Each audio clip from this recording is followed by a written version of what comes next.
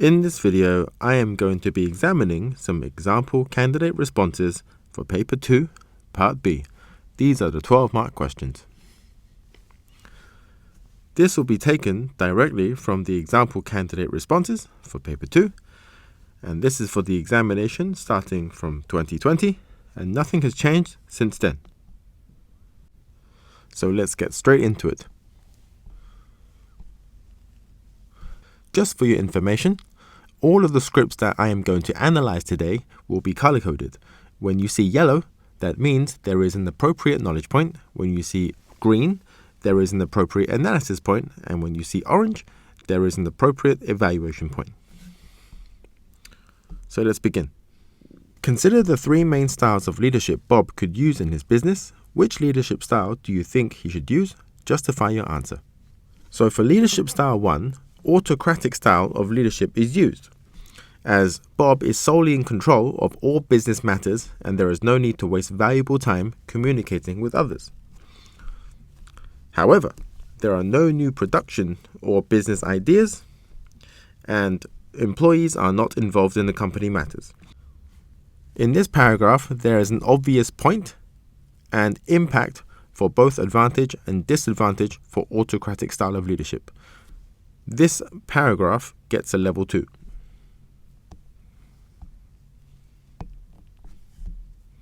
The second leadership style is democratic style of leadership, as Bob can consult with other members when deciding on an idea, which is beneficial to BW. However, employees might not spend as much time on their roles. This reduces output levels, which in turn increase costs to BW. Again, the structure of this paragraph is advantage and analysis, disadvantage and analysis. This gets our second level 2 point.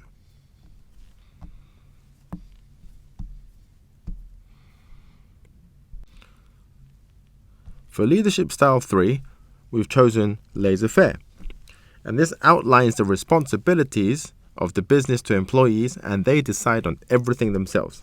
That is the impact. However, the roles are unclear, which creates a bad name for the business, causing it to bear costs and lose profits. Again, advantage, analysis, disadvantage, analysis. This will be our third level 2. Now moving on to the recommendation, Bob should use a democratic style of leadership. So this candidate has chosen democratic style of leadership for their recommendation. And now for the justification. Bob can gain important and cost-saving ideas and methods from employees, which elevates job satisfaction, make them feel valued, and they will work harder for longer. And this will be our last level 3 point. Please note that this script did not discard autocratic and laissez-faire. Therefore, they are not eligible for the other 2 level 3 marks. And also, there was no application to the case study in the recommendation. Now, in this script, the examiner gave them 10 out of 12. For me, I gave them 9 out of 12. This is how I calculated it.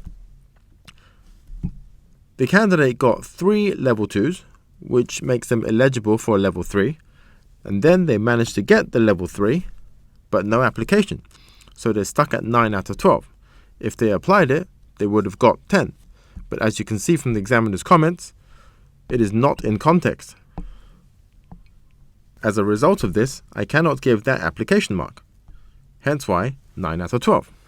And furthermore, it says in the exam comments that it does not include a discussion about why the other 2 leadership styles are rejected, meaning that they do not get access to the second level 3 point and the third level 3 point.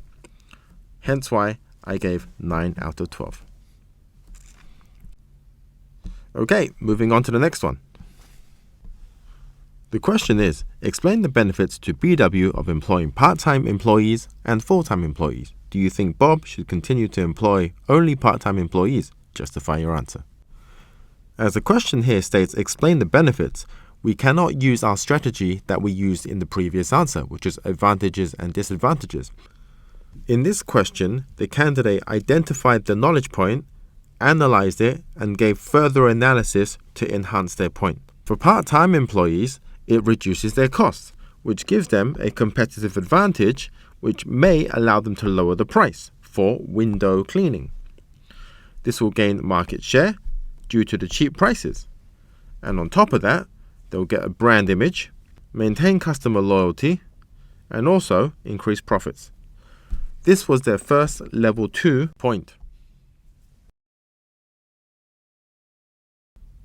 For full-time employees, they are more motivated to work because they can dedicate themselves and spend more time connecting with their jobs. This will gain efficiency as they can clean more windows in less time. Average costs will fall, rising profits, and they will become more competitive.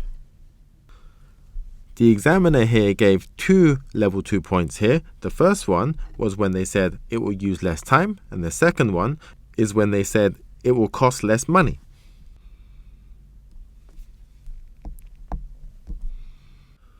Now moving on to the conclusion. Full-time employees are the most suitable as B&W are expecting a higher demand due to the promotion. According to the examiner, they said that they made a decision, however, it is not justified, which is not worthy of a level 3 point. But let's move on. Recruiting part-time employees are expensive. As Bob wants to expand, this will increase his costs, leading to lost profits in the long term. This is a justified reason why part-time employees are not the best, which in turn got this candidate their first level 3.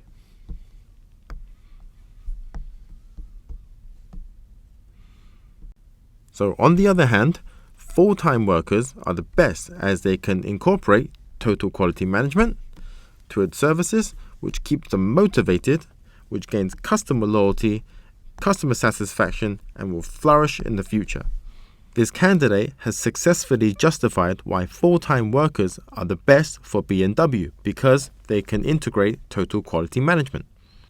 And this gives this candidate the second level 3.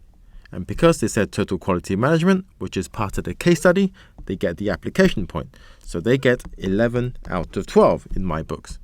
Now let's see what Cambridge gave them. 11 out of 12. So we agree on this one. So moving on to the next one. The question there says, consider the following 3 options for BW. Which option should Bob use to improve BW's reputation? Justify your answer. Option 1, use cleaning products that contain chemicals. Option 2, use bottles that can be refilled with cleaning products. And option 3, purchase a new window washing machine. Please pay attention to the command term here. Consider. For option 1, cleaning products using chemicals can pollute the environment. External costs will be high, and government restrictions will be placed, increasing costs. This is our knowledge point.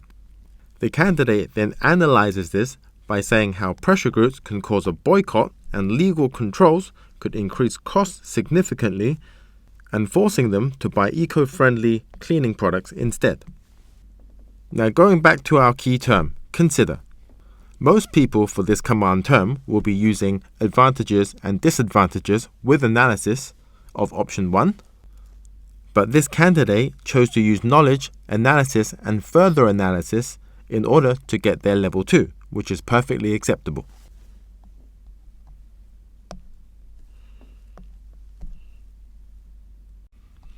Now for option 2 and 3, this is when me and Cambridge absolutely disagree. Let me tell you why. The candidate wrote, using bottles that can be refilled is eco-friendly, which will improve their reputation as they are washing windows in an eco-friendly manner. However, refilling bottles will be time-consuming and annoying. Also, chemicals will be still used. And lastly, using refillable cleaning products will cost more. Now, I don't see any analysis of the knowledge points in option 2. I only see 4 knowledge points. However, if you look at the examiner's comments, it says option 2 moves the answer into level 2 because the candidate explains an advantage and disadvantage for this option.